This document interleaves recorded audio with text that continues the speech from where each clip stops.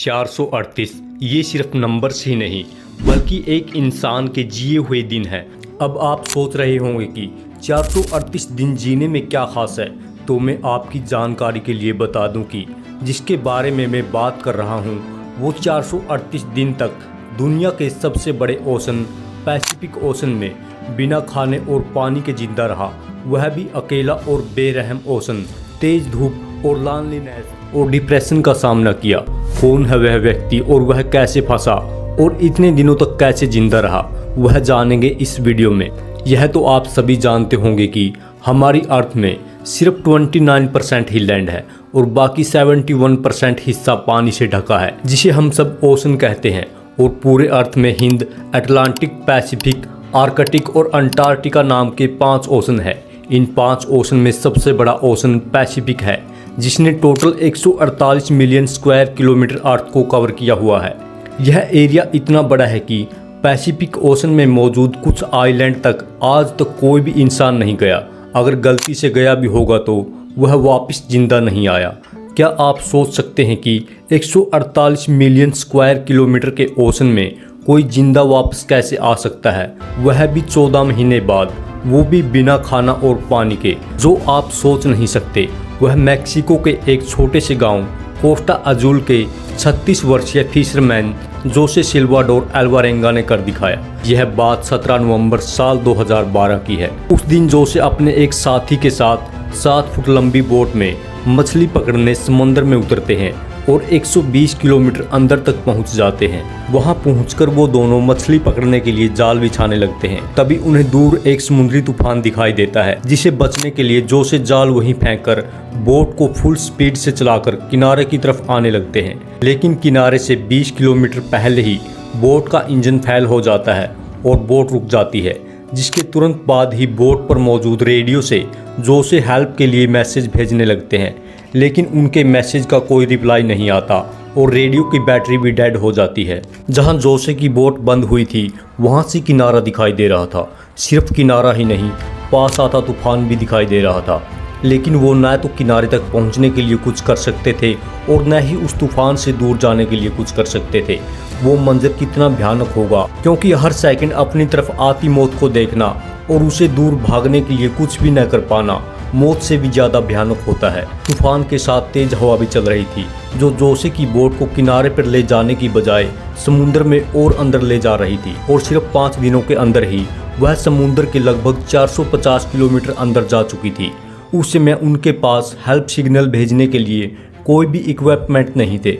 Radio की battery पहले ही dead हो चुकी थी और फ्लेयर गन भी नहीं थी। उनके पास खाने के लिए कुछ ज़्यादा नहीं था। जो भी था वो 2 दिनों के अंदर ही ख़त्म हो गया था, क्योंकि उस छोटी सी बोट में मछली पकड़ने का सामान और मछली रखने के लिए फ्रीजर था। बीच समुद्र में उन दोनों का भूख और प्यास से बुरा हाल था। यह तो आप जानते होंगे कि खारा पानी पीने से इंसान की मौत कितनी जल्दी हो जाती है, क्योंकि खारा पानी हाइड्रेट करने की बजाय डिहाइड्रेट करता है। इसलिए जोसे ने बारिश के पानी को स्टोर किया और उसे पिया। लेकिन भूख मिटाने के लिए क्या करते, क्योंकि उनके पास मछली पकड़ने के लिए जाल नहीं था। वो उस तूफान से बचने के लिए छोड़कर भाग आए थे।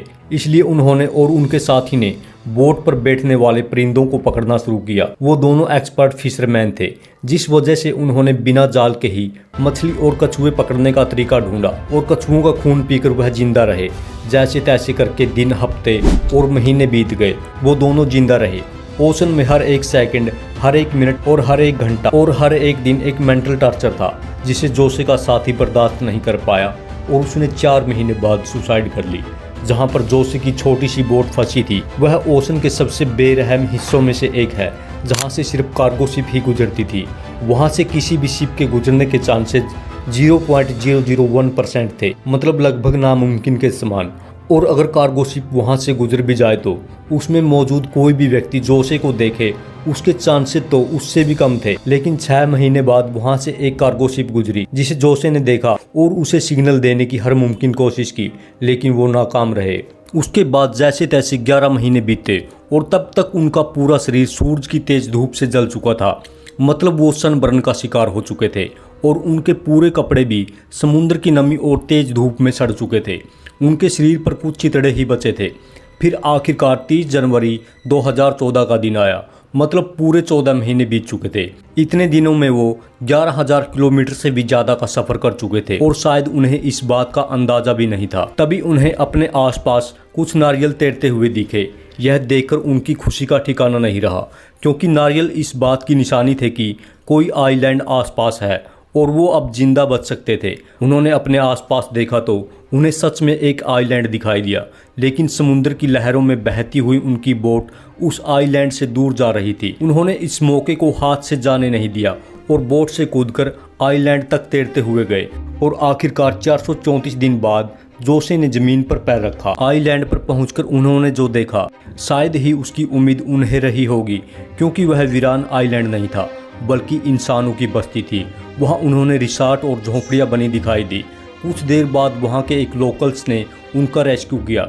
जोसे को जिस आइलैंड पर रेस्क्यू किया गया था वो मार्शल आइलैंड का रिमोट एबार्ट एंटोनी आइलैंड था। बेरहम समुंदर से तो वो जिंदा बच गए, लेकिन फिर भी उन्होंने सुसाइड करना पड़ा, जिसका कारण था उनका साथी।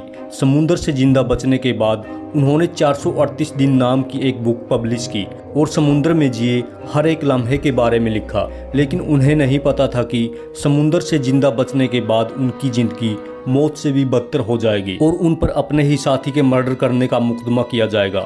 जोसे पर अपने साथी की हत्या का केस हुआ और वो गुनाहगार भी साबित हुए, क्योंकि वो अपनी बेगुनाही साबित नहीं कर पाए, जिसके बाद वो डिप्रेशन में चले गए। जो व्यक्ति 14 महीने तक समुद्र में जिंदा बचा रहा वो यह सदमा बर्दाश्त नहीं कर सका और आखिरकार उन्होंने सुसाइड कर लिया। आज की इस वीडियो में इतना ही। आपको यह जानकारी कैसी लगी आप हमें कमेंट बॉक्स में कमेंट करके ज़रूर बताना।